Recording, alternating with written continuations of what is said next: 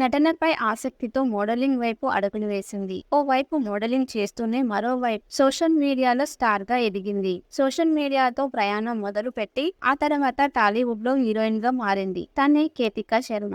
ఈ బ్యూటీ నటించిన తొలి సినిమా ప్రేక్షకులకు అంతగా కనెక్ట్ కాలేదు. ఈ అమ్మడుకు మాత్రం తెలుగులో వరుస ఆఫర్స్ క్యూ కట్టాయి. యంగ్ హీరోల సరసన ఆడి పాడిన ఈ అమ్మడికి ఇప్పుడు అవకాశాలు పూర్తిగా తగ్గిపోయాయి. దీంతో సోషల్ మీడియాలో చాలా యాక్టివ్ గా ఉంటూ ఎప్పటికప్పుడు లేటెస్ట్ ఫొటోస్ ని షేర్ చేస్తుంది. తాజాగా కేతిక చిన్ననాటి ఫోటో ఒకటి నెట్టింట వైరల్ అవుతుంది. ఈ భామ చైల్డ్హుడ్ ఫోటోలు చూసి నెటిజన్స్ షాక్ అవుతున్నారు.